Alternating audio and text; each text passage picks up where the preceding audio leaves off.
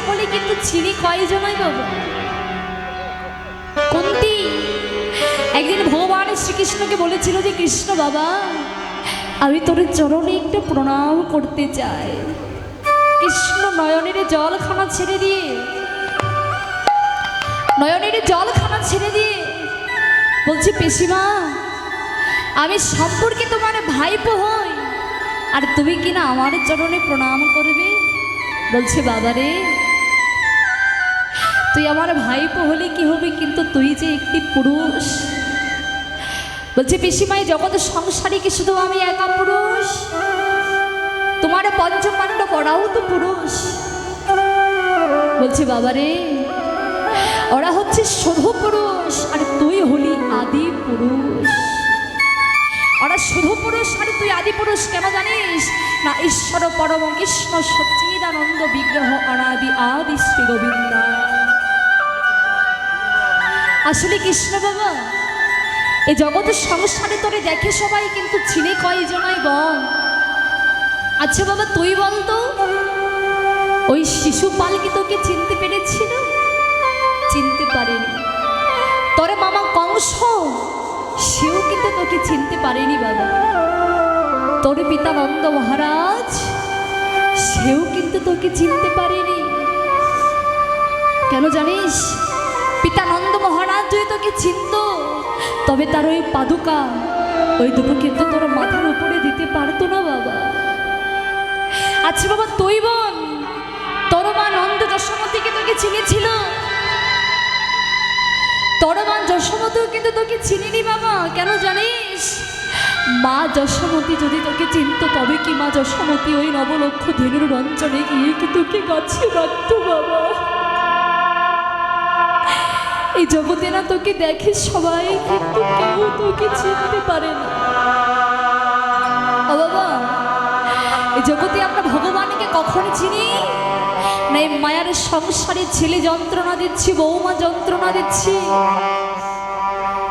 এই মায়ার সংসারে যখন আমাকে জ্বালা দিচ্ছে, যন্ত্রণা দিচ্ছি, তখন ভগবানের কথা মনে পড়ছে যে দয়াময় আজ তুমি ছেড়ে আমাদের নিজের বলতে আর কেউ নাই। তুমি ছাড়া জগতে আমাদের আপন বলতে কেহ নেই। আর আমরা কি করি? মায়ের সংসারের মানুষকে ভালোবেসে যাচ্ছি। এই মায়ের সংসারের মানুষ আপনাকে ততক্ষণ ভালোবাসবে কতক্ষণ? যতক্ষণ আপনি মায়ের সংসারকে দুহাতে ধরে দিতে পারবে। এই মায়ের সংসারের মানুষ সবাই তোমায় ভালোবাসবে, কিন্তু দিতে দিতে যখন তোমার দেহে কোনো বল শক্তি থাকবে না, দিতে দিতে যখন তোমার দেহে কোনো বল শক্তি থাকবে না, ক্ষমতা থাকবে না, সেদিন সবাই তোমাকে ভুলে যাবে, কিন্তু একজনে কিন্তু ভুলবে না। সে কে জানো? সে হচ্ছে আমার গোবিন্দ। বলে সবাই ভুলে যাবে, একজনও ভুলবে না। না যেদিন তুমি এসেছিলে জগৎ সংসারে, আবার যেদিন তোমার এই ভবের মায়া পরিত্যাগ করে চলে যাবে, সে তোমার হাত দুখানা ধরে ওই ভব নদী পার করে দেবে। গোবিন্দ জীবনে কখনো কোনোদিন ভুলবে না।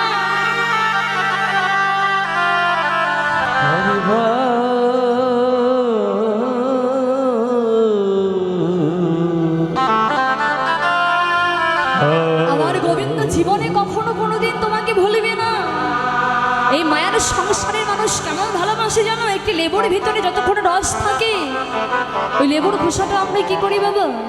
ওই লেবুর খোসাটাকে পাতে রাখি, আর লেবুর রসটাকে দিতে দিতে যখন আর লেবুর ভিতরে রস থাকে না, তখন লেবুর খোসাটা কি করি? আদারে ফেলে দিই। আর ওই আদারে থেকে লেবুর খোসাটি ডেকে ডেকে বলছি, বন্ধু তুমি এতক্ষণে তোমার পাতে আমায় রেখেছিলে, আর এখনই কেন আমায় আদারে ফেলে দিলে বলো? বলছি ওগো না, এতক্ষণে তোমার ভিতরে রস ছিল, তাই তোমার আমার প্রয়োজনে ছিল, আর এখনো তোমার ভিতরে কোনো রস নেই, তাই তোমার আমার আর কোনো প্রয়োজন নেই। এই মায়ের সংসার ঠিক তেমন না।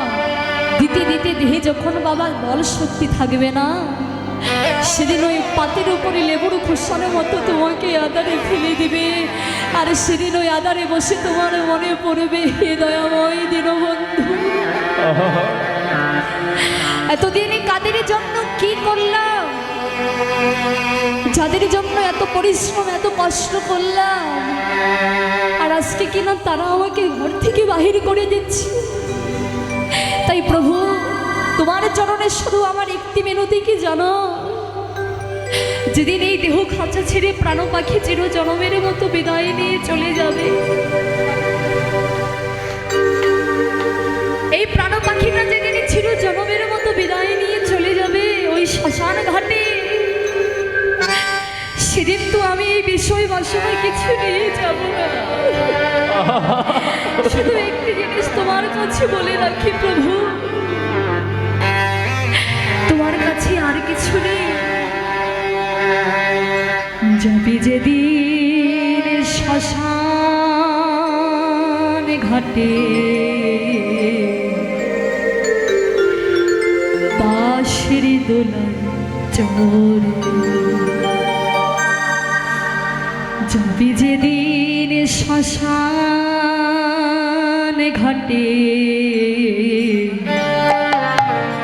বাঁশের দোলায় চড়ে, তুই যাবি যেদিন শ্মশান ঘাটে, বাঁশের দোলায় চড়ে, সঙ্গে দিবি এক মুঠোতে গোটা কয়েক করে, তুই চোখে তো লসি পাতা, সঙ্গে মাটির হাড়ি, হৃদয় গৌর হরি বল। এক মুঠোতে গোটা কয়েক করে, তুই চোখে তোলো সে পাতা, সঙ্গে মাটির হাড়ি। তোমার সঙ্গে সেদিনই কিছু দিবে না, এত সোনা দানা তুমি বানিয়ে তোমার অঙ্গে ধারণ করছো, সকলে কিছু তোমার কাছে সেদিনই কেড়ে রাখবে। তাই মহাজন বলছি ওগো, সঙ্গে দিবে এক মুঠোতে গোটা কয়েক করে, দুই চোখে তো লসি পাতা, সঙ্গে মাটির হাড়ি, পরনের ওই দামি কাপড়, নেবে রে সেদিন কেড়ে। পরনের গোবিন্দ কাপড় নিবে সেদিন কে রে, পরনের ওই দামি কাপড়, নেবে রে সেদিন কেড়ে। পরনের দামি কাপড় নিবে সেদিন কে রে। যাবি যেদিন শ্মশান ঘাটে, বাঁশের দোলায় চড়ে, তুই যাবে যেদিন শ্মশান ঘাটে, বাঁশের ধুলাই চড়ে,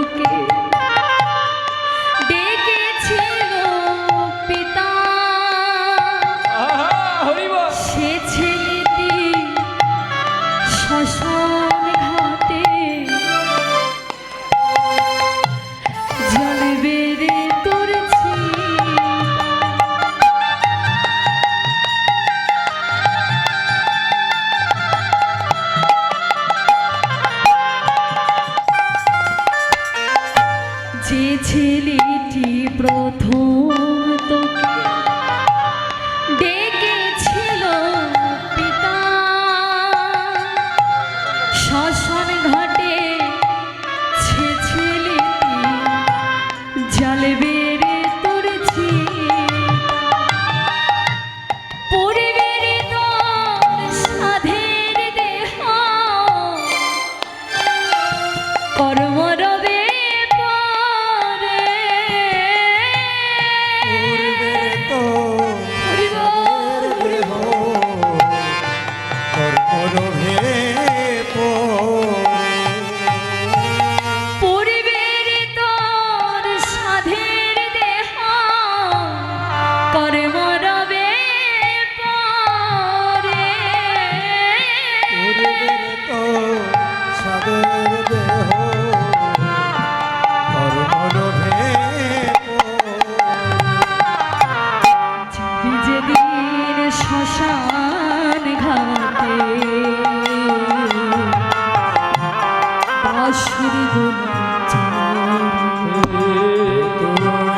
যাবে যেদিন শ্মশান ঘাটে বাঁশের ধুলাই তুই যাবে শ্মশান ঘাটে আশের ডালায় ছড়ে। পরকে আপন ভেবে তু বাঁধিলে সুখের ঘর। দয়াল যেত পরম আপন, আর তো সবই পর।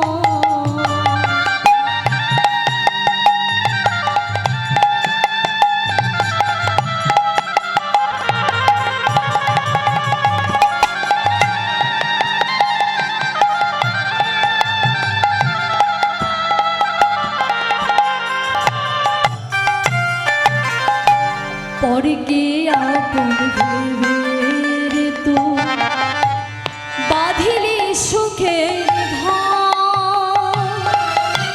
দয়াল যেত পরম আপন, আর তো সবই পর। অন্তিম কালে হরি বলে ডাকে রে সকল ছেড়ে। কালে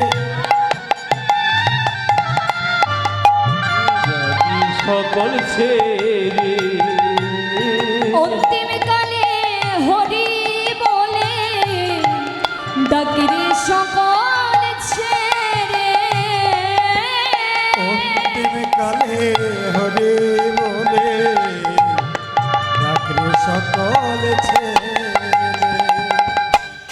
যাবি যাবি শ্মশান ঘাটে বাঁশির দোলা ও তুই যাবি রে শ্মশান ঘাটে বাঁশের নোলায় চলে। যাবি রে শ্মশান ঘাটে বাঁশের দোলায় চলে।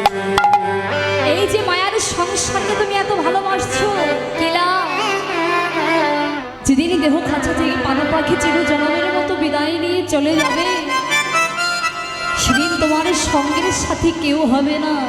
ভালোবাসতে যদি হয় একবার আমার গোবিন্দকে ভালোবাসো, দেখবে সে ভালোবাসার মধ্যে কত আনন্দ, কত সুখ। এই মায়ার সংসারকে যতদিন দিতে পারবে দুহাত ভরে সবাই ভালোবাসবে, কিন্তু যখন না দিতে পারবে এই সংসার আর ভালোবাসবে না। তাই যদি নাম করতে হয় একেবারে কৃষ্ণ নাম করো। তাই আজকে গৌর সুন্দর এই সুরধুরী গঙ্গার কোলে তার অন্তরঙ্গ বহিরঙ্গ ভক্তগণকে সাথে নিয়ে গৌর সুন্দর আজকে হরিনাম করছে বাবা। বহিরঙ্গ ভক্তগণকে সাথে নিয়ে সেই হরিনামের খেলা খেলছে। কেমন ভাবে হরিনামের খেলা খেলছে? বৈষ্ণব কবি নীলা এক প্রান্তে দাঁড়িয়ে বললেন, গো গৌর সুন্দর আজ খেলা খেলছে কেমন ভাবে জানো? আজ খেলায় বিনোদ খেলা